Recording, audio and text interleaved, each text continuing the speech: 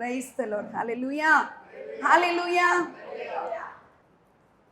Christmas கொண்டாடுறோம், சர்ச்சஸில் Christmas செய்தியெல்லாம் கேட்குறோம்.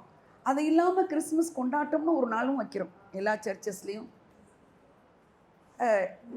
ட்ரீ வைக்கிறோம், ஸ்டார் வைக்கிறோம். அப்புறம் என்ன பண்ணுறோம்? கிஃப்ட்ஸ் கொடுக்குறோம், நேசிக்கிறவங்களுக்கு கொடுக்குறோம், வாங்குகிறோம். அப்புறம் என்ன பண்ணுறோம்?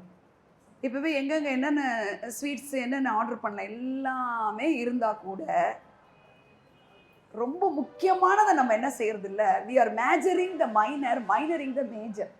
அல்லேலூயா. எதை முக்கியப்படுத்தணுமோ அதை முக்கியப்படுத்தாம சின்னதாக்குறத பெருசாக்குறோம். அதுதான் நம்மளுடைய பழக்கமாகவும் இருக்குது. அல்லேலூயா. இன்கார்னேஷன் ஒரு வேர்டு நான் யூஸ் பண்ணுறேன். இன்கார்னேஷன்னா என்னன்னா, இந்த பாட்டு பாடும் பொழுது நம்ம கிறிஸ்து அவதரித்தார் அவதரித்தார்னு பாடுவோம். பார்த்துருக்கீங்களா? பாடல்லாம், பழைய பாடல்கள்லாம் பாருங்கள், கீர்த்தனைகள்லாம் பாருங்கள், அவதரித்தார்னு வரும்.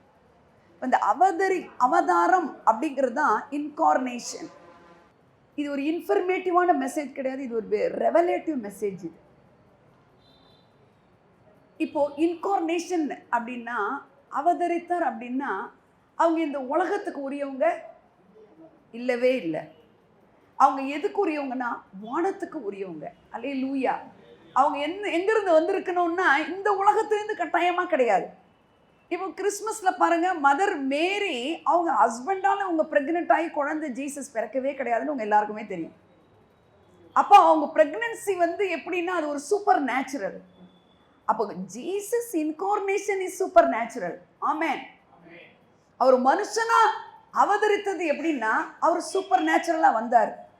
அவரே தன்னுடைய இன்கார்னேஷனை சொல்கிறார். ஆமென். அவர் அவதரித்ததை எப்படி சொல்கிறாருன்னு கேட்டிங்கன்னா, இந்த ஜான் காஸ்பலில் 6 இருக்குது. என்னன்னு, நான் எங்கேருந்து வந்தேன் அப்படின்னு இருக்கு. நான் வானத்துக்குரியவர்னு சொல்கிறாரு. நான் வானத்திலிருந்து இறங்கின ஜீவப்போன்னு சொல்கிறாரு.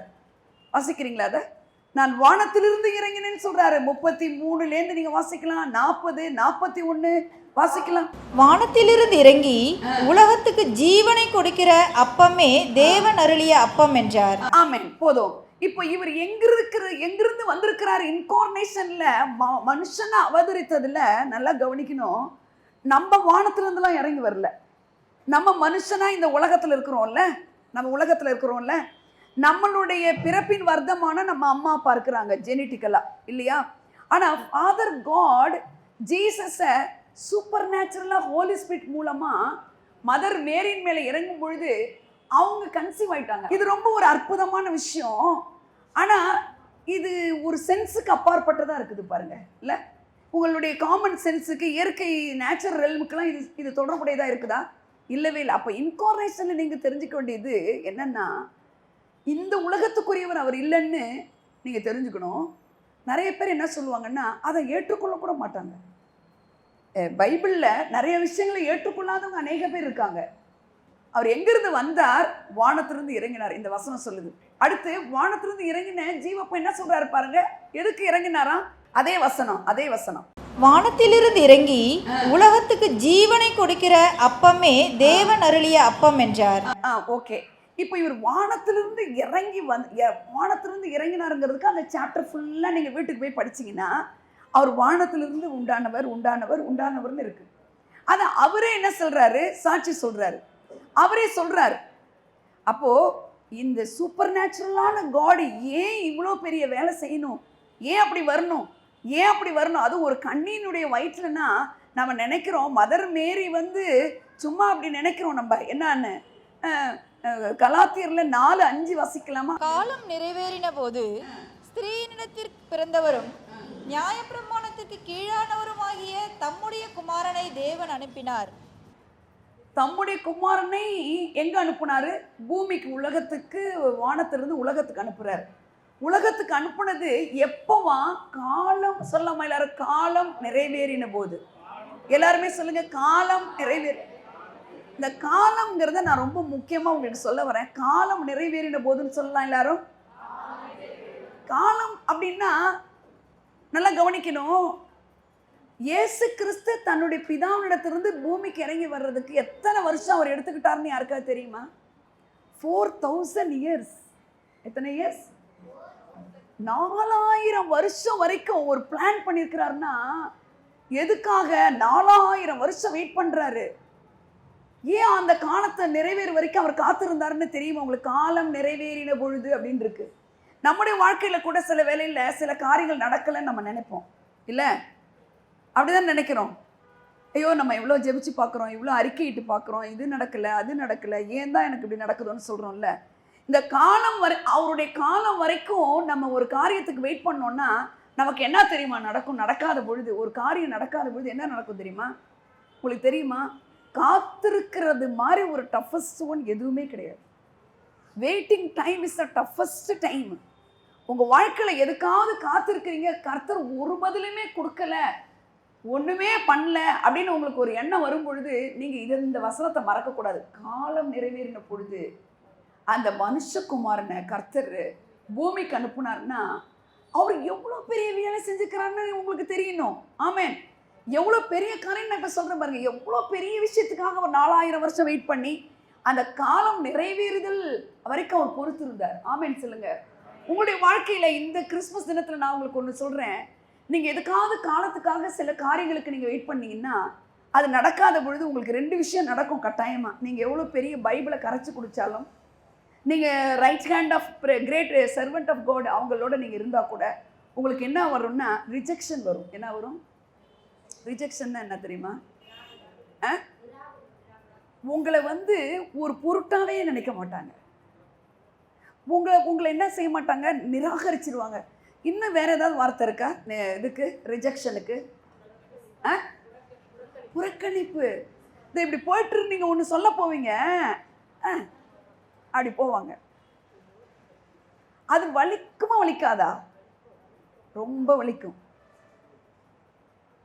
காலம் நம்முடைய வாழ்க்கையில் ஒன்றை கற்றுக்கணும். காலம் நிறைவேறுற வரைக்கும் இருக்கும் பொழுது நீங்கள் வாயவே திறக்கக்கூடாது. ஆமேன்னு சொல்லுங்க. என்ன செய்யக்கூடாது? நீங்கள் வாயை திறந்து ஏதோ ஒன்று சொல்கிறதுனால தானே அவங்க நல்லது தான் சொல்ல போகிறீங்க, நல்லது தான் ஏதோ கேட்க போகிறீங்க. ஆனால் நீங்கள் சொல்ல போகும்பொழுது அவங்க என்ன செய்கிறாங்க? உங்களை ரிஜெக்ட் பண்ணுறாங்க. அடுத்தது உங்களுக்கு என்ன தெரியுமா வரும்? காத்திருந்து காத்திருந்து வெளியில் அலையிலியா சொல்லுவோம், வெளியில் சிரிப்போம், ஹாய் பாய்ன்னு சொல்லுவோம், குஷியாக தெரியும், உள்ள உடஞ்சி போயிருக்கும் சிஸ்டர். சிறகு ஒடிச்ச ஒரு பறவையை சீக்கிரம் பறந்துருன்னு அது முடியுமா? அந்த மாதிரி ஒரு வாழ்வு தான் காலம் தாமதிக்கும் பொழுது நம்முடைய உள்ளத்தில் நடக்கிறது. ஆனால் உங்களுக்கு ஒரு குட் நியூஸ் சொல்கிறேன். 4000 வருஷம் காத்திருந்தார் பாருங்க ஃபாதர் காட். உங்களுக்கு அப்போ அவ்வளோ வருஷம்லாம் கிடையாது. பயப்படாதீங்க. ஒரு காரியம் நல்லதாக நடக்கணும்னா லேட்டாக தான் நடக்கும். சொல்லுங்கள் பக்கத்தில் அடிச்சு.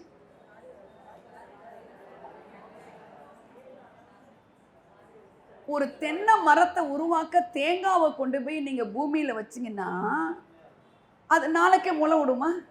ஆனால் ஒரு பச்சை பயிரை கொண்டு போய் நீங்கள் வச்சிட்டிங்கன்னா நாளை காலையிலேயே முளை விட்டுரும். அல்லேலூயா.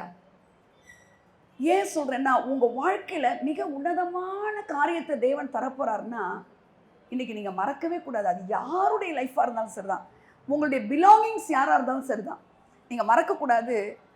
ஒரு நல்ல காலம் வர வரைக்கும் கர்த்தர் எனக்கு இதை அனுமதிச்சுக்கிறாருன்னு சொல்லிட்டு அழுதுகிட்டே இருக்கக்கூடாது. அல்லேலூயா. சந்தோஷமாக இருக்கணும்.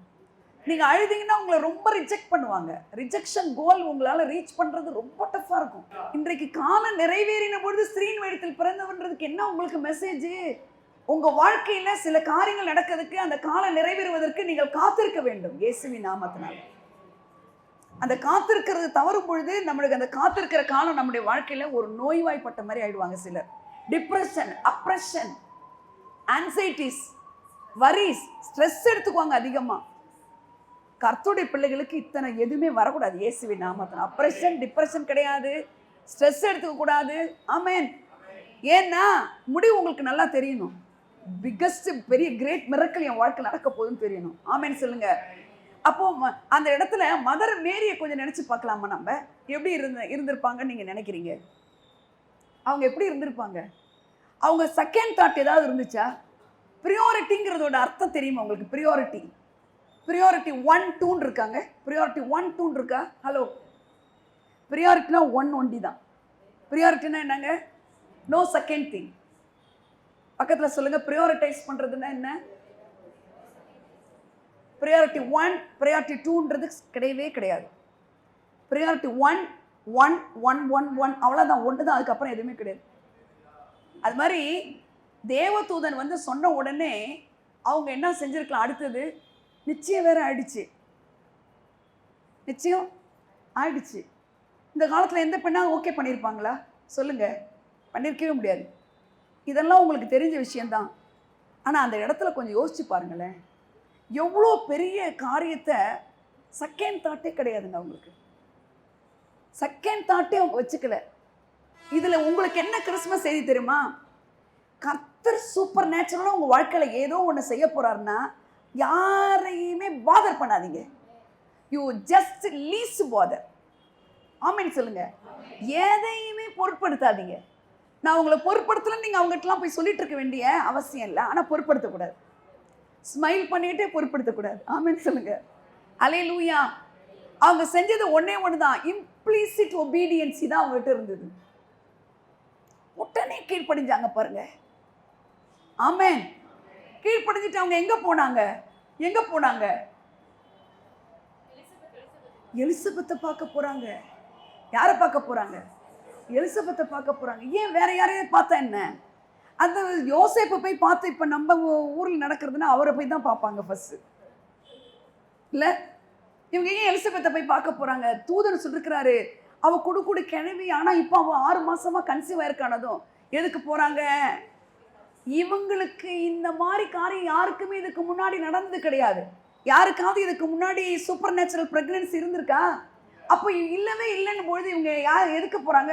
ஓ, வயசாகி கிழமையா இருக்கிறவங்களுக்கு குழந்தை பிறக்குதுன்னா இதுவுமே என்னது ஒரு சூப்பர் நேச்சுரல்னு அவங்க விசுவாசத்தை நல்லா கவனிங்க. அவங்களுடைய விசுவாசத்தை அவங்க வர்த்திக்க பண்றவங்களை தேடி போறாங்க. அல்லேலூயா. நீங்க யாரோட ஒட்டிக்கிட்டு இருக்கீங்கிறது உங்களுக்கு ரொம்ப அவசியம். நீங்க யாரை பார்க்க போறீங்க, யாரோட ஒட்டி கொண்டிருக்கிறீங்க, தட் இஸ் வெரி இம்பார்ட்டன்ட். ஆமென். பாருங்க, அவங்க எத்தனை மாசம் இருந்தாங்க? அவங்களோட 3 மாசம் இருந்தாங்க. அவ மதர் மேரி போய் பார்க்கும் பொழுது சகரியா ஒய்ஃப் எலிசபெத்துக்கு எத்தனை மாசம்? 6 மாசம். இவங்க 3 மாசம் இருக்கும்போது எத்தனை மாசம்? 9 மாசம். இந்த அம்மா புறப்பட்டு வந்துட்டாங்களே, வந்துட்டாங்க பார்த்தீங்களா? டெலிவரிலாம் பார்த்து ஹெல்ப் பண்ணிட்டு வரலாமா இல்லையா சொல்லுங்க? நம்மளா இருந்தால் என்ன செய்யணும்? இந்த நேரத்தில் போறீங்க, ஒரு டெலிவரிக்கு ஹெல்ப்பாக இருக்கலாம், வயசாயிடுச்சு, எது தேவையோ அதை சொல்லிட்டு கற்றுக்கிட்டு வந்துட்டாங்க. அல்லேலூயா. உங்கள் வாழ்க்கையில் எது தேவையோ அதை ஒண்டி தான் நீங்கள் ஃபோக்கஸ் பண்ணணும். சும்மா எல்லாத்துலேயும் வாயை வச்சுக்கிட்டு இருக்கக்கூடாது. நம்ம மதர் மேரியோட ரோல் ரொம்ப முக்கியம்.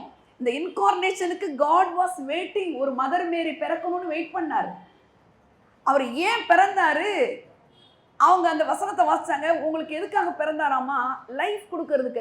லைஃப்ன்ற வேர்டு இருக்காமா? ஜீவன் உண்டாயிருக்கவும். சொல்லுங்க ஜீவன். ஜீவன் சொல்லுங்க. ஜீவன். எல்லாரும் சொல்லுங்க ஜீவன். ஜீவன்னா என்னன்னு நீங்க நினைக்கிறீங்க? பைபிள் அடிக்கடி நானே ஜீவப்புங்கிறாரு, ஜீவ வார்த்தைங்கிறாரு, ஜீவன் உண்டாயிருக்கும் அது பரிபூர்ண பணம் வந்தேங்கிறாரு. ஜீவன் மீன்ஸ் வாட்? ஜீவன். ஜீவன்னா என்னன்னு தெரியுமா உங்களுக்கு? ஒரு சாதாரண தமிழ் வார்த்தை. ஜீவன்னா என்ன? ரொம்ப முக்கியமான வார்த்தை. உயிர்னு நீங்க சாதாரணமா நீங்க சொல்லாதீங்க. அதாவது ப்ரொடக்டிவ்னு அர்த்தம். என்ன அர்த்தம்? ப்ரொடக்டிவ்னு சொல்லுங்க. மீன்ஸ் என்ன அர்த்தம்? ப்ரொடக்டிவ்னா ஒரு செடியை வச்சா அந்த செடி அது கீழே வேறுபற்றி அப்புறம் அது கொஞ்சம் வளர்ந்து அவரை கொஞ்சம் பூத்து காய்த்து கனி கொடுத்து அந்த வச்சவங்களுக்கு அது பிரயோஜனமாக இருக்கிறது தான். ஆமென். அல்லேலூயா.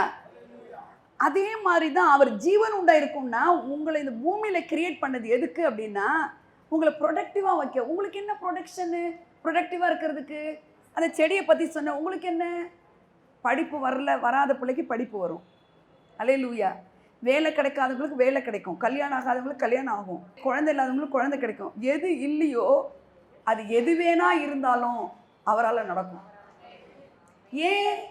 அவர் தான் உங்களை இந்த பூமிகளை கிரியேட் பண்ணியிருக்கிறார். உங்களை கிரியேட் பண்ணி இந்த பூமியில் அவர் தான் வச்சுக்கிறார். அதனால அவருக்கு அந்த பொறுப்பு இருக்குன்னு நான் சொல்றேன். ஜீவன் உண்டா இருக்கிறதுனா ரொம்ப முக்கியம். இது இது அவர் பிறந்த நாள்ல பார்த்தீங்கன்னா அந்த மேய்ப்பர்கள்லாம் இருக்கும்போது என்ன சொல்றாங்க? தூதன் வந்து சொல்லுங்க, அந்த உங்களுக்கு இருளில் இருக்கிற ஜனங்களுக்கு அவர் என்னவா வந்தாராமா? பெரிய வெளிச்சமா, பெரிய வெளிச்சமா. அப்போ இருள் என்பது எதை குறிக்குதுன்னா நைட் டைமை குறிக்கல. இருள் means absence of light means என்னது? இருள், டார்க்னஸ். டார்க்னஸ்னா டே டைம்ல டார்க், ப்ரொடக்டிவாக நீ இல்லாததெல்லாம் என்னதுங்க? இருள் இருள் இருள். உங்களுக்கு வாழ்க்கையில் காட் உங்களை ப்ரொடக்டிவாக வைக்கிறதுக்காக தானே வந்தார். அந்த ப்ரொடக்டிவாக நீங்கள் இல்லாததெல்லாம் எதை குறிக்குது? டார்க்னஸை குறிக்குது, இருளை குறிக்குது. அந்த நாளில் என்ன இருள்? அப்போ தான் அவர் வராரு. இருள் இருக்கிற ஜனங்கள் வெளிச்சத்தை கண்டார்கள்னா, ரோமாபுரியில் ரோம சாம்ராஜ்யத்தில் அந்த ராஜாக்கள்லாம் எப்படிப்பட்டவங்களா இருந்தாங்கன்னா, இருள்ன்றதை பற்றி நான் சொல்கிறேன். இவர் வெளிச்சமாக வந்தாருன்னா இருள் எப்படிப்பட்டதாக இருந்திருக்குன்னா, வாழ வைக்கிறதுக்கே இல்லை, சந்தோஷத்தை கொடுக்கறதுக்கு இல்லை, மகிழ்ச்சி கொடுக்கறதுக்கு இல்லை. ஒரு தண்டனைக்கு, ஒரு சின்ன தவறுக்கு அவங்க கொடுக்குற தண்டனை எப்படி இருக்கும் தெரியுமா? பெருசாக இருக்கும். இது யாருடைய சாம்ராஜ்யம்? இது ரோமர்களுடைய. ஒரு தவறு பண்ணிட்டாங்கன்னா ஆனிமல்ஸ், வைல்டு அனிமல்ஸ் கிட்ட கொண்டு தூக்கி போட்டுருவாங்க. அல்லேலூயா. அவங்களுடைய தண்டனை பாருங்க. காலம் நிறைவேறின பொழுதுன்னா God was waiting 4000 years. ஏன் அப்படின்னா அவர் இந்த பிறந்து அந்த ஜீவனை உங்களுக்கு கொடுக்கறதுக்காக டக்குன்னு அப்படி கழுத்தை அப்படி சீவுனா கில்லிங் தானே அதுக்கும் பேரு? சொல்லுங்க. டக்குன்னு ஒரு கழுத்தை சீவுறதும் கில்லிங் தானேங்க, சாவு தானே, கொலை தானே, அது கொலை தானே. ஆனால் ஜீசஸை டக்குன்னு சாகடிக்கல, டார்ச்சர் பண்ணி சாகடிச்சாங்க. உங்களை யாரும் டார்ச்சர் பண்ணக்கூடாதுன்னு. இதெல்லாம் நீங்கள் உள் வாங்குங்க. உங்களை யாரும் டார்ச்சர் பண்ணக்கூடாதுன்னு அவரு அவ்வளோ அந்த டார்ச்சர் பண்ணுற கில்லிங் மெத்தடு ரோமாபுரியில் வர வரைக்கும் God was waiting. அல்லேலூயா. ஏன் காலம் நிறைவேற வரைக்கும் அவர் காத்திருந்தாருன்னா, ரோம சாம்ராஜ்யத்தில் இப்படி ஒரு கில்லிங் மெத்தட் வர வரைக்கும் God was waiting. So sad. அவருடைய அன்பை பார்த்தீங்களா? எப்படிப்பட்ட அன்பு! யாருக்காக? எனக்காக, உங்களுக்காக. அல்லேலூயா. இது அப்படியே ஜென்ரலாக எனக்காக உங்களுக்காகன்றது எந்த கோணத்தில் நீங்கள் தெரிஞ்சுக்கணும். சும்மா ஜென்ரலாக எனக்காக அப்படின்ட்டு போயிடாதீங்க. ரொம்ப ஆழமான ஒரு விஷயம் அது, ரொம்ப ஆழமான ஒரு ரகசியம் அது. ஏன்னா அந்த லைஃப்பை பற்றி சொல்கிறேன், ஜீவனை பற்றி. மீகா 5:2 என்ன சொல்லுது? எப்பிராத்தா என்னப்பட்ட பெத்லஹேமே, நீ யூதேயாவிலுள்ள ஆயிரங்களுக்குள்ளே சிறியதாய் இருந்தும் இஸ்ரவேலை ஆளப்போகிறவர் உன்னிடத்திலிருந்து புறப்பட்டு என்னிடத்தில் வருவார். அவருடைய புறப்படுதல் அநாதி நாட்களாகிய பூர்வத்தினுடையது. இப்போ இந்த பெத்லஹேமில் பிறப்பாருன்னா ஓகே, அங்க ஒரு வேர்டு ஒன்று வருது பாத்தீங்களா? என்ன வேர்டு வருது? எப்பிராத்தா. சொல்லுங்க எல்லாரும். எப்பிராத்தா அப்படின்னா, எப்பிராத்தா என்னப்பட்ட அப்படின்னா, அலைஸ்னு ஒரு பேரை வச்சுட்டு இன்னொரு பேர் வைக்கும்போது சொல்லுவாங்கல்ல, அப்படி இருக்குதுல்ல, கேள்விப்பட்டிருக்கீங்கல்ல. அப்ப பெத்லஹேமுக்கு இன்னொரு பேர் என்ன?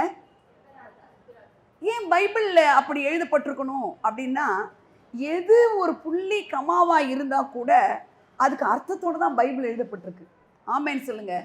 அப்ப எப்பிராத்தா அப்படின்றதோட அர்த்தம் என்னன்னா, இது எந்த இடத்துல இருக்குது? பழைய ஏற்பாடா புதிய ஏற்பாடு? இப்ப படிச்சது பழைய ஏற்பாடு. அதனால இதோட ஆர்டிக்கிள்லாம் நீங்க உள்ள போய் ட்ரேஸ் பண்ணீங்கன்னா, ஹீப்ரூல 2 அர்த்தம் கொடுக்கப்பட்டிருக்கு. ஒன்று, எப்பிராத்தாவோட meaning ashes and fruitfulness. Hello, என்ன அர்த்தம் இருக்கு? ஆஷஸ்னா என்னது? சாம்பல். சாம்பல் நான் சொல்லுவோம். சாம்பலுக்கு பதிலாக உங்களை சிங்காரிக்கிறவர். அப்போ எப்பிராத்தான் ஏன் சொல்லப்பட்டிருக்குன்னா, பழைய ஏற்பாட்டில் ஆஷஸ், ஜீசஸ் வந்த பிறகு அந்த எப்பிராத்தா என்னவா மாறுதுன்னா பெத்லஹேமா மாறுது. அங்கே தான் ஃப்ரூட்ஃபுல்னஸ் இருக்குது. அதனால தான் நியூ டெஸ்டமெண்ட்ல என்ன இருக்குன்னா, அதே மேத்யூ 2:6 கவனிங்க. இந்த 2:6 வாசிக்கிற புக்கு என்ன புக்கு? மத்த எதுல இருக்கு? ஓல்டு டெஸ்டமெண்ட்டா நியூ டெஸ்டமெண்ட்ல இருக்கு. இப்போ மீகால படிச்சது எங்க இருக்குது? பழைய ஏற்பாட்டில். அப்போ 2 அர்த்தம் இருக்குது. பழைய ஏற்பாட்டோட அர்த்தம் என்ன? சாம்பல். புதிய ஏற்பாட்டில் என்ன இருக்குது? அதே வசனம் என்னவா என்ன இருக்கு பாருங்க, வாசிங்க ரீட்டா. யூதேயா தேசத்திலுள்ள பெத்லஹேமே, யூதாவின் பிரபுக்களில் நீ சிறியதல்ல. ஏன் அங்க அப்படி சொல்லிட்டாரு? எப்பிராத்தானால எல்லாரும் என்ன சொல்லுவாங்க? சாம்பல் சாம்பல்னுவாங்க. அப்போ ஜீசஸ் வந்த பிறகு உனக்கு ஏது சாம்பல்? உனக்கு சிங்காரம் தான், ஃப்ரூட்ஃபுல்னஸ் தான். ஃப்ரூட்ஃபுல்னஸ் என்ன தெரியுமா? Joyfulness, happiness. அப்புறம் என்ன சொல்றது? இளைப்பாறுதல், மகிழ்ச்சி, செலிப்ரேஷன். அப்புறம் என்ன சொல்லலாம்? கொண்டாட்டம், களி கூறுதல், கம்பீரித்தல், நிறைவு, பூரணம், பரிபூர்ணம். வேற என்ன சொல்லலாம்? வேற ஏதாவது சொல்லுங்களேன். சம்பூர்ணம், பூரணம் சொல்லிட்டேன். மகிழ்ச்சி, களி கூறுதல், கொண்டாட்டம், ரட்சிப்பு, வெற்றி, சுகவாழ்வு, சௌக்கியம், நிறைவு, நன்மை, ஆரவாரம், ஆர்ப்பரிப்பு, கொண்டாட்டம். இதெல்லாத்துக்கும் அர்த்தம் என்ன தெரியுமா? சொல்லுங்க. Fruitfulness, Bethlehem. அந்த இடத்துல பாருங்க, நீ சிறிது அல்லன்றாரு. எப்ப சிறிதல்ல? 2வது சாப்டர் கிட்ட எல்லாம் அதுக்கு முன்னாடிலாம் என்ன வந்துருச்சு? ஜீசஸ் பிறந்துட்டாரு. ஜீசஸ் பிறந்த பிறகு அங்க ஆஷஸ்க்கு வேலை இல்ல. என்னத்துக்கு வேலை இருக்குது? ஃப்ரூட்ஃபுல்னஸ்க்கு தான் வேலை இருக்குது. ஆமென் சொல்றீங்களா? அல்லேலூயா. இப்ப வானத்திலிருந்து இறங்கி வந்தது எதுக்குன்னா உனக்கு லைஃப் கொடுக்க வந்தார். ஜான் காஸ்பல் 10:10 எடுத்து வாசிக்கலாம். பிசாசு கொல்லவும் அழிக்கவும் திருட வருகிறான். நானோலேருந்து நானோ அவைகளுக்கு ஜீவன் உண்டாயிருக்கவும். பாத்தீங்களா? இங்க ஒரு வேர்டு வருது பாருங்க, ஜீவன் சொல்லலாமா எல்லாரும்? ஜீவன் என்ன சொன்ன? ப்ரொடக்டிவ். உங்களுக்கு ஃப்ரூட்ஃபுல்லா இருக்கிறது. அவர் எதுக்கு வந்தாரு? இந்த இன்கார்னேஷன்ல வானத்துக்குரியவர் பூமிக்கு வந்து தன்னையே சொல்றாரு, நான் அதுக்காக தான் இறங்கி வந்தேன்னு சொல்றாரு. அல்லேலூயா. எதுக்காக அப்படி இறங்கி வரணும்? அவரு எதுக்காக? ஜீவன் கொடுக்க வந்தாரு. இன்னைக்கு எத்தனை பேருக்கு இந்த இதுல விட்டுட்டோமே, பண கஷ்டத்துல இருக்கிறதுல ஆஷஸ், ப்ராஸ்பெரிட்டியில் இருக்கிறது என்னது? ப்ராஸ்பெரிட்டி, செழிப்பு. இதை வந்து நிறைய பேர் செழிப்பின் உபதேசம் நம்மளை முட்டாளாக்கிடுறாங்க. அல்லேலூயா. கிடையாது. உங்களுக்கு செழிப்பை தேவன் கொடுக்க விரும்புகிறாரு. இப்போ செழிப்பு உபதேசம் தப்பு கிடையாது. ஏன்னா தேவன் துணி இல்லாமல் மேலே தொங்குனார் பாருங்க. எதுக்குங்க? உங்களை உடுத்து வித்து அழகு பார்க்குங்க. அல்லேலூயா. உங்களை அலங்கரித்து அழகு பார்க்குங்க. அல்லேலூயா. ப்ராஸ்பெரிட்டி ஒரு என்னது? அது ஒரு ஃப்ரூட்ஃபுல்னஸ்க்கு அடையாளமாக இருக்கிறது. ஆமென். ஜீவன் உண்டா இருக்கிறது மட்டும் இல்லை, அது பரிபூர்ணம்னா, பரிபூர்ண பணம் வந்தேன்னா ஒரு 10,000 தான் தேவை, கையில் 50,000 இருக்கு. அதான் பரிபூர்ணம். ஆமென் சொல்லுங்க. 10,000 தான் இருக்கு, 100 ரூபாய் இருக்கு. அது என்னது? Poverty, Ashes. இதெல்லாம் நம்ம எடுத்துக்கிறதே இல்லை. போதும் சிஸ்டர், எனக்கு போதும் சிஸ்டர்னு சொல்லிட்டு உள்ளத்தில் நோகிறது, உள்ளத்தில் வெந்து வாழறது. எனக்கு இல்லைப்பாரு, அவங்க அப்படி இருக்காங்க, இவங்க இப்படி இருக்காங்க, என்னை எப்படி வச்சுக்கிறார் கடவுள்னு என்ன சொல்கிறது? நான் மட்டும் கஷ்டப்படுறேன்னு சொல்கிறது. அப்படிலாம் ஒன்றும் இருக்கணும்னு அவசியம் கிடையாது. ஃப்ரூட்ஃபுல்னஸ், எல்லாரும் சொல்லுங்க. அது பரிபூர்ணப்படுறதுக்கு தான் அவர் வந்தார். ஆமென். அல்லேலூயா. அப்போ ஆஷஸ் அதோட அர்த்தமாக இருந்தாலும் ஜீசஸோடைய பிறப்புக்கு பிற்பாடு எப்ராத்தாவுக்கு என்ன பேர் ஆயிடுச்சு? ஃப்ரூட்ஃபுல்னஸ் ஆயிடுச்சு. தட் இஸ் ஒன்லி பெத்லஹேம்னு இருக்கு பாருங்க. ஆமென் சொல்லுங்க. இப்போ ஒரே ஒரு முக்கியமான விஷயத்தை நான் சொல்றேன். ஜீசஸ் வந்து பெத்லஹேம்ல பிறக்கிறாருன்னு தீர்க்கதரிசி மீகா எழுதுறாங்க. அந்த இடத்துல எந்த வேர்டை யூஸ் பண்றாங்க? எப்பிராத்தா என்னப்பட்ட பெத்லஹேம்ன்றாங்க. பழைய ஏற்பாட்டில் வேற எங்கேயாவது எப்பிராத்தா இருக்கா சிஸ்டர்? எங்கேயாவது எப்பிராத்தான்னு கேள்விப்பட்டிருக்கீங்களா? கவனிங்க. 35 ஜெனிசிஸ்ல 16 எடுத்து வாசிங்க. 35:16. இது ரொம்ப முக்கியமான ஒரு வெளிப்பாடு. இது பின்பு பெத்தேலை விட்டு பிரயாணம் புறப்பட்டார்கள். எப்பிராத்தாவுக்கு வர இன்னும் கொஞ்சம் தூரம் இருக்கும்போது ராகேல் பிள்ளை பெற்றாள். ராகேல் யாருன்னு தெரியணும் முதல்ல உங்களுக்கு. ஆபிரகாமுடைய மகன் ஈசாக்கு, ஈசாக்குடைய மகன் யாரு? யாக்கோபு. யாக்கோபுடைய ரொம்ப லவ்விங் வைஃப். அவ 14 வருஷம் லவ் பண்ணி கல்யாணம் பண்ணியிருக்கிறான். சரியா? அந்த loving wife first delivery baby யாரு? Second baby. இப்போ அவளுக்கு வந்து அந்த டெலிவரி லேபர் பெயின் வரும்பொழுதெல்லாம் அந்த எப்பிராத்தாக்கிட்ட வராங்க. எப்பிராத்தாக்கிட்ட வரும்பொழுது அந்த மருத்துவ வச்சு சொல்கிறா, டாக்டர் கைனகாலஜி என்ன சொல்கிறாங்க? இந்த தடவையும் உனக்கு பையன்தான், முன்னாடியும் பையன் இப்பயும் பையன்னு சொல்கிறாங்க. அப்போது ராகேல் அந்த குழந்தைக்கு ஒரு பேர் வைக்கிறா எப்பிராத்தால். அதே குழந்தைக்கு தகப்பனும் ஒரு பேர் வைக்கிறார். வாசிக்கிறீங்களா? மரண காலத்தில் அவள் ஆத்மா பிரியும் போது ஸோ சேட் இல்லை அவளுடைய லைஃபு. பிள்ளை பிறக்கும் போது இறக்குறார். அந்த இறக்குற நேரத்தில் 14 வருஷம் நான் உன்னை நேசித்து கல்யாணம் பண்ண அவளை கட்டி பிடிச்சி அழுதுகிட்டே இருந்திருக்கலாமா இல்லையா? ஆனால் அவன் கவனம்லாம் அதுவாக இல்லை. அந்த வார்த்தை ரொம்ப முக்கியமாக இருக்கிறது. அது என்ன வார்த்தை? அவன் மரண தருவாயில் அந்த பிள்ளையை பார்த்து சொல்கிறா, மரண காலத்தில் அவள் ஆத்துமா பிரியும் போது அவள் அவனுக்கு பெனானி என்று பெயரிட்டாள். அந்த அம்மா வந்து அந்த குழந்தைக்கு என்ன பேர் வைக்கிறா சொல்லுங்க எல்லாரும்? பெனோனி. பெனோ சொல்லுங்க. பென்னு என்னன்னு தெரியுமா உங்களுக்கு? பென், பெனிடிக்ஷன், பெனிடிக்ஷன் அப்படின்னு சொல்றாங்கல்ல. கடைசியில் ப்ரேயர் மெசேஜ்லாம் முடிக்கும் போது பெனிடிக்ஷன் சொல்றாங்கல்ல. பெனிடிக்ஷன்ல ஆசீர்வாதம். Very good. ஆசீர்வாதத்துக்கு இன்னொரு பேர் பிளெஸிங். பெனிடிக்ஷனுக்கு பென்னு தெரியணுமேம்மா உங்களுக்கு. பெனிடிக்ஷன்ல டிக்ஷன் மீன்ஸ் வாட்மா? டிக்ஷனரிமா. பென்னுனா குட்னு அர்த்தம். பென்ன என்னது? பெனிடிக்ஷன்ல என்ன வார்த்தை? கர்த்தர் உங்களோடு இருப்பாராக. அவங்க சொல்ற வார்த்தை என்ன வார்த்தை? Good words. Good words. So பென்னு எங்க வந்தாலும் நீங்க என்ன பண்ணணும்? குட்னு நினைச்சுக்கணும். Diction what? வேர்ட்ஸ் நினைச்சுக்கணும். பென்னோ, பென்னோ. அந்த அம்மா என்ன பேர் வைக்கிறா? பெனோனின்னு வைக்கிறா. யாரு? ராகேல். பிள்ளைக்கு என்ன பேர் வைக்கிறா? பெனோனின்னு வைக்கிறா. யாக்கோப் என்ன பேர் வைக்கிறாரு? அவன் தகப்பனோ அவனுக்கு பென்யமீன் என்று பெயரிட்டான். இங்கிலீஷ்ல பென்ஜமின். பெஞ்சமின். பென் பிளஸ் சொல்லுங்க ஜமீன்தார். அல்லேலூயா, அல்லேலூயா. பெஞ்சமின்னா, பென்னா குட், ஜாமீன் அப்படின்னா ஜாமீனும் எதுக்குன்னா ஒரு விடுதலை. ஜமீன்தார். அல்லேலூயா. அப்படின்னா என்ன மீன் பண்றாரு? அந்த நேரத்தில் உட்காந்து அழுவுல, ஐயோ இந்த பிள்ளை பெனோனியா இருக்கக்கூடாது. பெனோனின்னா என்னது தெரியுமா உங்களுக்கு?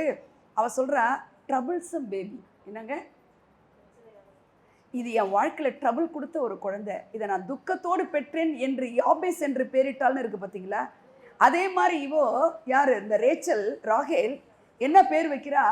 பெனோனின்னு வைக்கிறா. அப்படின்னா இந்த குழந்தை என்னை ரொம்ப துக்கப்படுத்திருச்சுன்னு வைக்கிறா. பிள்ளைங்களுக்கு பேர் வைக்கிறது ரொம்ப ரொம்ப முக்கியம். ஆனால் அந்த நேரத்தில் அந்த அர்த்தம் தெரிஞ்சதுனால உடனே ஜேக்கப் என்ன பண்ணுறாரு? நோ நோ நோ, பென்னோ. குட்டுங்கிறது இல்லைன்னு கிடையாது. அவரும் என்ன பேர் வைக்கிறாரு? பெஞ்சமின் வைக்கிறார். What is the meaning of Benjamin? பெஞ்சமினுக்கு என்ன அர்த்தம் தெரியுமா? The right hand of God. Hello, பெஞ்சமினுக்கு என்ன பேரு? எல்லாரும் சொல்லுங்க. Who is the right hand of God? Jesus. உங்களுக்கு தெரியாதா? தெரியும்ல. Who is the right? பிதாவினுடைய வலது பாரிசத்தில் இருக்கிறவரை, வலது பாரிசங்கிற வேர்டு ஒரு புதுமையா இருக்குது இல்லை? இங்கிலீஷ் பைபிள் எடுத்தா he is the right hand of God ன்னு இருக்கு. He himself is the hand of God. ஆமென். அப்போ அந்த குழந்தைக்கு என்ன பேர் வைக்கிறாரு ஜேக்கப்பு? பெஞ்சமினுக்கு என்ன பேர் வைக்கிறாரு? என்ன அர்த்தத்தில் வைக்கிறாரு? ஜீசஸ்னு வைக்கிறாரு. அதனால தான் அந்த பிள்ளை எங்க வந்து பிறக்குது? எப்பிராத்தில் பிறக்குது. அப்போ இந்த புதிய ஏற்பாட்டில் பெஞ்சமினா வந்தது யாரு? ஜீசஸ். அவர் யாரா இருக்கிறார்? ரைட் ஹேண்டா இருக்கிறாரு. அல்லேலூயா சொல்லுங்க. எபிரேயருடைய புஸ்தகத்துல 12ஆம் அதிகாரம் 2 வாசிக்கலாம். ரைட்டா? மேகம் போன்ற திரள் 12மா. ஆகையால் மேகம் போன்ற இத்தனை திரளான சாட்சிகள் நம்மை சூழ்ந்து கொண்டிருக்க பாரமான யாவற்றையும். நல்லா கவனிங்க. நீங்க கிறிஸ்துமஸ் கொண்டாடிட்டு இன்னைக்கு போயிட்டு நாளைக்கு அழுதுட்டு இருக்க கூடாது. உங்களுக்கு என்ன பாரம் இருந்தாலும் நோ ஆஷஸ். ஆமென். காலத்துல உங்களுக்கு கட்டாயமா செய்வார். காலம் நிறைவேறும், கட்டாயம் நிறைவேறும். No rejections, no depression, no oppression. அல்லேலூயா. No poverty in the name of Jesus. வாசிங்க. ஆகையால் மேகம் போன்ற இத்தனை திரளான சாட்சிகள் நம்மை சூழ்ந்து கொண்டிருக்க பாரமான யாவற்றையும் நம்மை சுற்றி நெருங்கி நிற்கிற பாவத்தையும் தள்ளிவிட்டு விசுவாசத்தை துவக்குகிறவரும் முடிக்கிறவருமாயிருக்கிற இயேசுவை நோக்கி நமக்கு நியமித்திருக்கிற ஓட்டத்தில் பொறுமையோடு ஓட கடவோம். ஆமென் சொல்லுங்க. அவர் ரைட் ஹேண்டா, ஃபாதருடைய ரைட் ஹேண்ட்ல இருக்கிறாருன்னா அவர் தான் ஜீசஸ். அவர் தான் இன்னைக்கு பிறந்திருக்கிறார். ஆமென் சொல்லுங்க. அவர் பிறந்திருக்கிறார்னா இன்கார்னேஷன்ல சூப்பர் நேச்சுரலா பிறந்திருக்கிறார். எதுக்காக பிறந்தார்? எதுக்காக பிறந்தார்? பெனோனின்னா என்ன? Troublesome. Super. Benjamin right hand of God. Hallelujah, hallelujah. அப்ப பெஞ்சமின் போது நீங்க எப்பயுமே நல்வார்த்தை தான் உங்களுக்கு செய்வார். அவர் நல்வார்த்தை தான் அவர் உங்க வாழ்க்கையில நல்லது தான் செய்வார். நன்மை உண்டாக தான் உன்னை நினைத்தருளுவார். அதுக்கு தான் அவர் இவ்வளோ தூரம் வந்து 4000 வருஷம் ஃபாதர் காட் அவங்க எல்லாம் பிளான் பண்ணி இந்த உலகத்துக்கு அனுப்பிச்சாங்க. பிரதானமா என்ன செஞ்சாங்க? சால்வேஷன். சால்வேஷன் சொல்லலாமா எல்லாரும்? சால்வேஷன் சொல்லுங்க எல்லாரும். எங்க இருந்து வந்தார்? எதுக்காக வந்தார்? ஜீவன் கொடுக்க வந்தார். அவர் பேர் என்ன? ஜீசஸ். பெனோனின்னா என்ன அர்த்தம்? ட்ரபிள்சம். அப்போ ஏதாவது வந்து ட்ரபிள்சமா எதுவும் பேசுவீங்களா வீட்டில்? சொல்லுங்க. இந்த பிள்ளை வந்து எனக்கு வாசிச்சுப்பாரு அப்படின்னா நீங்கள் பெனானின்னு உங்கள் பிள்ளைய சொல்கிறீங்க. அப்படியா பிள்ளைங்க நடக்கிறாங்க நம்ம சொல்கிறதுக்கு அப்படின்னு சில தாய்மார் நினைக்கிறாங்க. அப்படி நடக்கிறாங்களோ இல்லையோ நீங்கள் சொல்லுங்க, நடப்பாங்க. நீங்கள் சொல்ல சொல்ல எல்லாம் நடக்கும். ஆமேன் சொல்கிறீங்களா? அல்லேலூயா, அல்லேலூயா. இப்போ ஒரே ஒரு கொஸ்டினோட நான் முடிக்கிறேன். இவ்வளோ பெரிய டாஸ்க், இவ்வளோ பெரிய காரியம், சூப்பர் நேச்சுரலாக ஒரு கண்ணியின் வயிற்றில் பிறந்த அந்த அம்மா எவ்வளோ கஷ்டப்பட்டிருப்பாங்க. இவ்வளோ தூரம் பிறந்தது எதுக்கு? ஒரே வார்த்தை, ஜீவன். எல்லாருக்கும் ஜீவன் வந்துருமா? ரட்சிக்கப்படணும். ரட்சிப்பின் அதிபதி அவரு. ரட்சிப்பின் அதிபதி. 1 தீமோத்தேயுல 1:15 எடுத்து வாசிங்க. ஆமென். எதுக்கு வந்தாரு? எல்லாருக்கும் அந்த ஜீவன் கிடைச்சிடாது. உன் பாவத்துக்கு நீ மரிக்கணும், வார்த்தைக்கு நீ பிழைக்கணும், இருதயத்தில் விசுவாசித்து வாயிலே அறிக்கை பண்ணப்படும், அப்பொழுது ரட்சிப்பு உண்டாயிருக்கும். ஆமென். ஒரு கேள்வி கேட்கிறேன், இதுக்கு யாராவது கரெக்ட் ஆன்சர் கொடுங்க. கிரைஸ்ட் சால்வேஷனுக்கு தானே வந்தாரு.